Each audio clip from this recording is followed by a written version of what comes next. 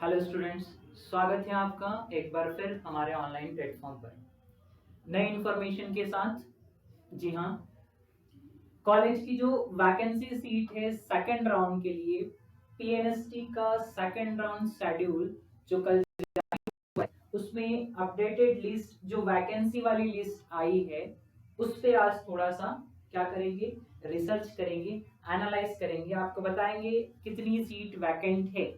हालांकि दिखता तो है डायरेक्ट इतनी सीट खाली है, बट फिर भी कुछ लोगों को डाउट होता है, तो उसके लिए थोड़ा सा है ना एक्सप्लेनेशन वाली चीजें ज्यादा बताई जाएगी। क्या करना है, कैसे करना है, कितनी सीटें खाली है मेरे पास, है ना। ओवरऑल एक रिव्यू टाइप का होगा। तो वीडियो किसके लिए है? उन लोगों के लिए है जो पीएनएसटी सेकंड राउंड काउंसलिंग में चॉइस फिलिंग करने वाले हैं। तो थोड़ा ध्यान से, है ना। प्राइवेट कॉलेज में समथिंग 9,000 9,500 के आसपास सीटें है, बट गवर्नमेंट कॉलेज में आप देखो तो गवर्नमेंट कॉलेज में आपको कितनी वैकेंट सीट दिख रही है, यहाँ दिख रहा होगा 176। कितनी वैकेंट सीट है? तो 176, ओवरऑल 176। पर क्या ये 176 सीटें ओपन कैटेगरी के लिए है? जी नहीं। कैटेगरी क्या होती है, ओपन क्या होता है ना, क्लास क्या होता है, समझिए। ओपन कैटेगरी मतलब जिसमें कोई नॉर्मल पर्सन आ रहा होता है उसे कहते हैं ओपन कैटेगरी। फिर क्लास वाली कैटेगरी क्या होती है? तो क्लास में होता है कि आप क्या पूर्व सैनिक है ना, फ्रीडम फाइटर है क्या, एफएफ लिखा हुआ रहता है, जहां पर एफएफ लिखा हुआ मिलेगा, देखिए एफएफ लिखा है। एफएफ एफएफ की मीनिंग क्या है? फ्रीडम फाइटर, है ना। आपकी फैमिली में कोई फ्रीडम फाइटर है क्या? एक ऑप्शन आता है जब आप फॉर्म भरते हो उस टाइम पे। तो फ्रीडम फाइटर।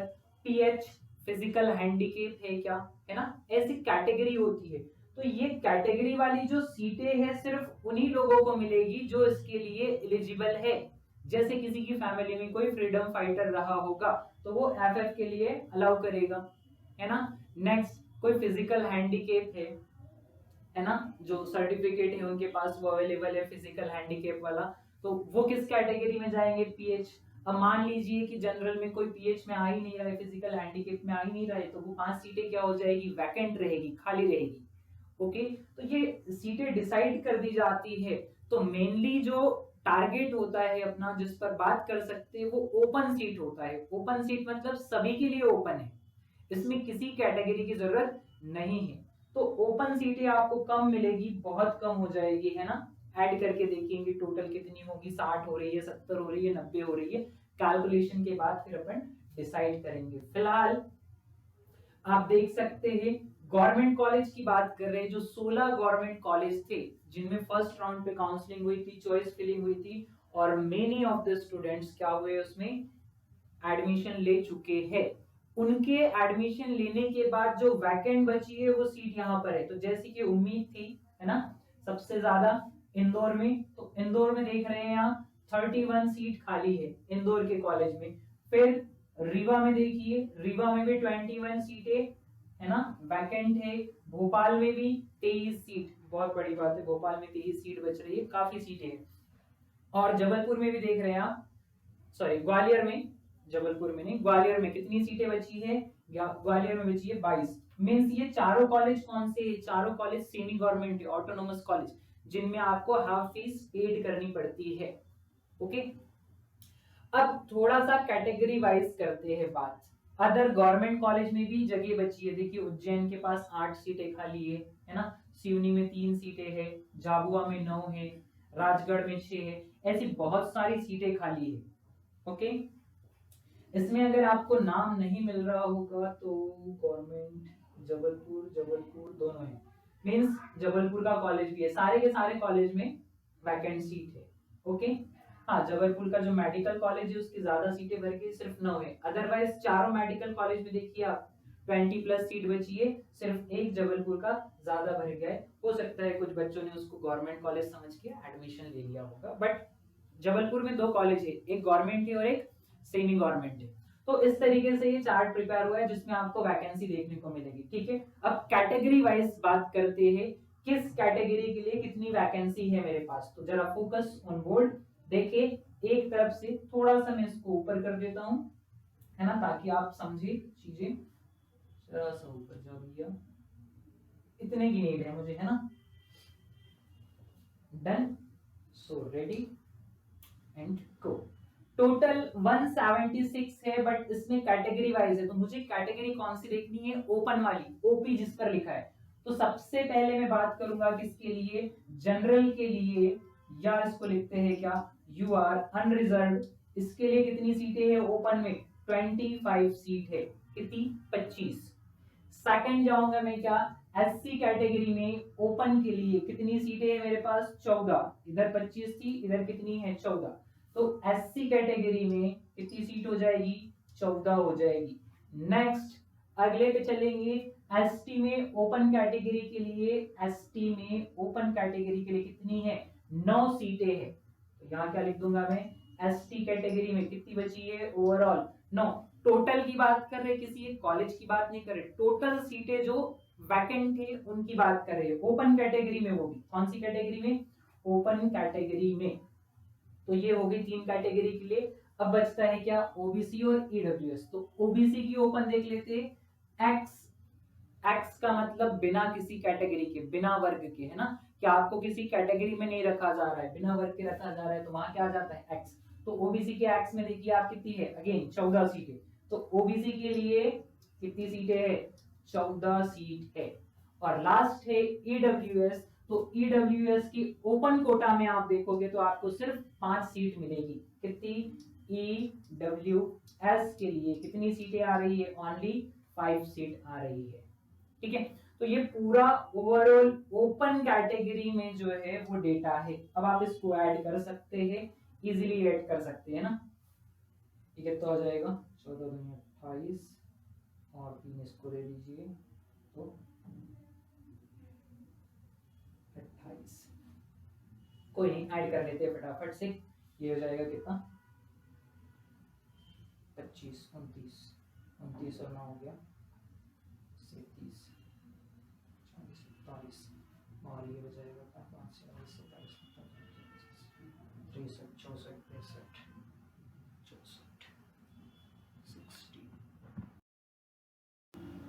64, 67। हाँ, ओवरऑल कितना हो रहा है कि आप देखेंगे तो ओपन कैटेगरी में आपको मिलेगा कितना, 67 सीट। ये सिर्फ ओपन कैटेगरी के लिए, ना फिजिकल हैंडीकेप, है ना, ना कुछ ना कुछ। अब एक और काम की बात है इसमें क्या, कि जैसे आप जानते हैं कि जो जनरल में 25 सीटें है, तो बट ये सिर्फ जनरल के बच्चों के लिए नहीं होती है। आप अगर ओबीसी कैटेगरी में भी ज्यादा नंबर रखते हैं, एससी कैटेगरी में ज्यादा नंबर रखते हैं, एसटी कैटेगरी में ज्यादा, मींस मार्क्स डिपेंड करता है। तो जनरल के लिए 25 दिख तो रही है, बट जनरल के लिए नहीं है, वो सारे कोटे, सारा कोटा आता है इसके अंदर, जनरल के अंदर। ओबीसी की भी सीट है ना, एससी की भी है, एसटी की भी है। मतलब अगर आप ओबीसी, एसटी, एससी के कैंडिडेट हैं तो भी आप, अगर आपके पास नंबर ज्यादा है तो आप इस 25 सीट के हकदार होंगे। जी हाँ, जनरल में सारी कैटेगरी को काउंट कर लिया जाता है अगर स्टूडेंट के मार्क्स जनरल कैटेगरी के बच्चे के मार्क्स से ज्यादा है। लेट एक एग्जांपल से बताता हूं मैं आपको। मान लीजिए 2 बच्चे हैं, एक के मार्क्स है 62 जो जनरल कैटेगरी का है, और एक के मार्क्स है 63 जो ओबीसी कैटेगरी का है। तो वो ओबीसी कैटेगरी को किसमें काउंट किया जाएगा, जनरल में। क्यों, क्योंकि ओबीसी कैटेगरी वाले कैंडिडेट के मार्क्स ज्यादा है, तो उसको एज अ जनरल कैटेगरी क्या किया जाएगा, अज्यूम किया जाएगा, और उसको जनरल की एक सीट अलॉट हो जाएगी। तो ओवरऑल कहने का मतलब ये हुआ कि जनरल वाले जनरल की सीट तभी ले जा सकते हैं जब उनके मार्क्स अदर कैटेगरी से ज्यादा होंगे। ओके क्या, जैसे कि प्रीवियस हमारे वीडियो में आपने देखा ही होगा कट ऑफ कितना गया है, उसके हिसाब से आप अनुमान लगा सकते हैं कि आपको कौन सा कॉलेज अलॉट होगा। अगर आपकी रैंक उतनी ज्यादा नहीं है, आपको लग रहा है, जैसे मैं कट ऑफ की बात करूं, थोड़ा सा कट ऑफ पर बता देता हूं आपको। लास्ट फर्स्ट राउंड का कट ऑफ कितना गया था, सुनिए जरा। जी हाँ, कट ऑफ पे थोड़ी सी नजर घुमा लो। देखो कट ऑफ क्या था, जो जनरल कैटेगरी था ओपन के लिए बता रहे हैं ना, इसका गया था 50.8।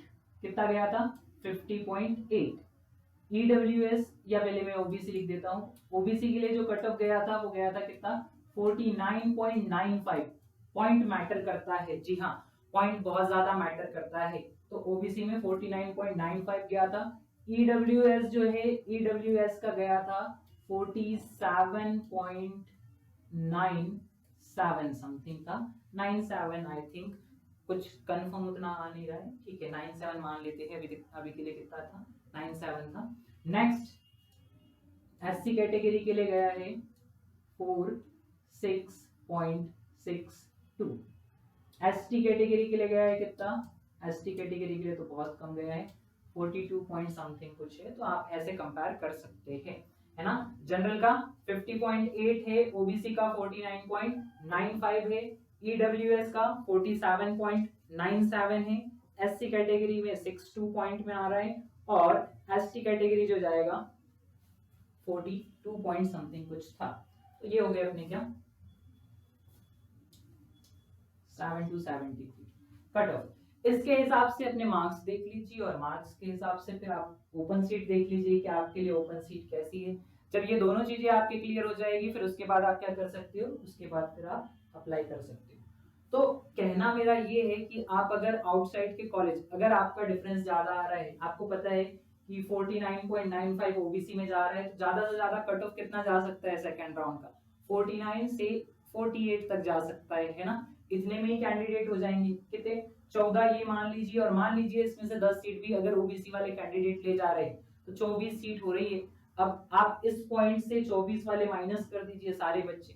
हालांकि सारे बच्चे अप्लाई नहीं करते, आप जैसे मेरिट लिस्ट देख रहे होंगे सेकंड राउंड की, तो सारे बच्चे ने क्या किया था, चॉइस लॉक नहीं किया था, सारे बच्चे ने क्या अप्लाई नहीं किया था फर्स्ट राउंड के लिए। ओके, काफी बच्चे हैं जिनके 62, 64, 63 मार्क्स है ना, जबकि कट ऑफ इतना गया है, तो वो नहीं चाहते एडमिशन लेना। तो आपके पास बिल्कुल चांस है कि आपका एडमिशन हो सकता है 48, 47 तक की जो बच्चे चॉइस फिलिंग करे, बिल्कुल चांस है, हो सकता है।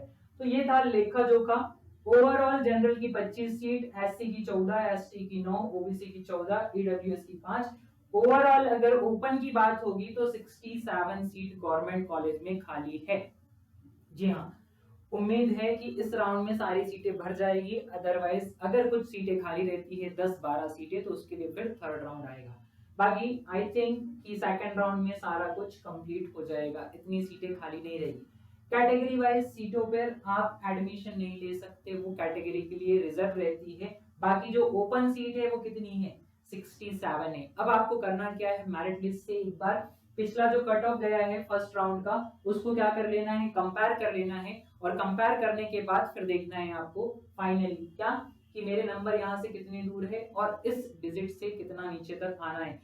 हालांकि क्या बोले अपन, कुछ ऐसे पॉइंट्स है कि जैसे कुछ बच्चे एडमिशन नहीं लेना चाहते जिनके मार्क्स ज्यादा है, या हो सकता है उनका मन बदल गया, वो सेकंड राउंड में चॉइस फिलिंग करे, तो कट ऑफ आगे पीछे हो सकता है, किसी ने प्रेडिक्शन नहीं लगाया, बस सोच सकते हैं अपन, ऐसे प्रेडिक्ट कर सकते हैं, कोई कंफर्म नहीं बता सकता है।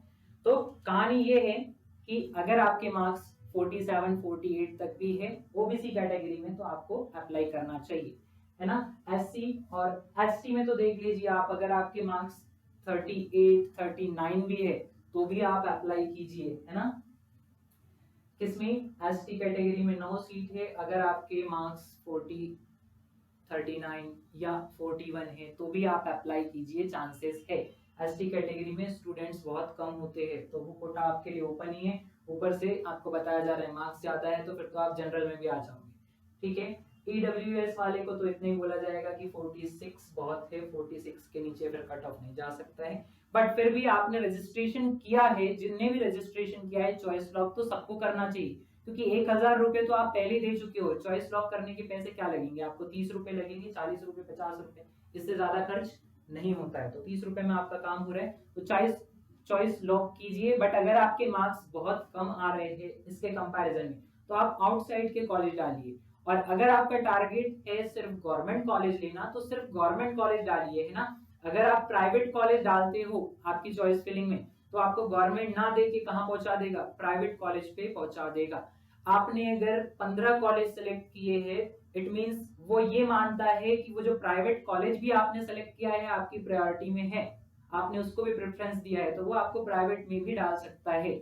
मींस अगर आप प्राइवेट चाहते हैं कॉलेज की, गवर्नमेंट नहीं तो मुझे प्राइवेट मिल जाए तभी प्राइवेट कॉलेज डालिए, अदरवाइज सिर्फ और सिर्फ गवर्नमेंट कॉलेज डालिए अगर आपको गवर्नमेंट कॉलेज में एडमिशन चाहिए तो। इसको सलाह समझिए, है ना। आउटसाइड के कॉलेज, आपके मार्क्स कम है, आउटसाइड के कॉलेज डालिए, जैसे क्या हो गया, झाबुआ हो गया, राजगढ़ हो गया, सिवनी हो गया, है ना, दतिया हो गया। ये ऐसे कॉलेज है जो कम नंबर पे जल्दी अलॉट हो जाते हैं, ठीक है। आई होप इंफॉर्मेशन काम की होगी। मेरिट लिस्ट देखिए, मेरिट लिस्ट में अपना नाम ढूंढिए, है ना, किस पोजीशन पे आ रहा है। उसके बाद सीट को एक बार और एनालाइज कर लीजिएगा। मैंने ओपन सीटें निकाल कर रख दी है सामने, 67 आ रही है, थोड़ा इससे अंदाजा लगाइए और फिर थोड़ा एनालाइज करके खुद से चॉइस फिल कर दीजिए, है ना। रजिस्ट्रेशन किया है तो चॉइस फिल बनेगा। बस कहानी ये है कि आपको गवर्नमेंट चाहिए तो ओनली गवर्नमेंट कॉलेज डालिए, 16 के 16 कॉलेज डालिए, है ना। मार्क्स ज्यादा कम है तो पहले प्रायोरिटी बाहर के कॉलेज को दे देना, मेन सिटी को छोड़ के। और अगर आपके मार्क्स अच्छे हैं तो आप पहले नंबर पे वही कॉलेज डालिए जो आपको चाहिए। Okay, that's all. I hope information काम आएगी, है ना। तो थोड़ा एनालाइज कीजिए और चॉइस फिल कीजिए ऑन टाइम। आज का समय है आपके पास, है ना, 25 तारीख, और कल का समय आएगा 26 का। बस 2 दिन का समय है। इसके बाद 28 को फिर आपका अलॉटमेंट रिजल्ट आ जाएगा। उसके बाद 29 और 30 को क्या करना पड़ेगा, आपको एडमिशन प्रोसेस करनी पड़ेगी। तो हरी, है ना, थोड़ा सोचिए, थोड़ा एनालाइज करे, शाम तक चॉइस फिल कर दे। फिर भी आपको सोचने के लिए टाइम है तो कल का टाइम दिया है उन्हें, 26 तारीख तक के आप चॉइस लॉक कर दीजिए। 28 को रिजल्ट आ जाएगा। अगर होता है तो ओके, नहीं होता है तो नेक्स्ट राउंड पे। Okay, thank you so much.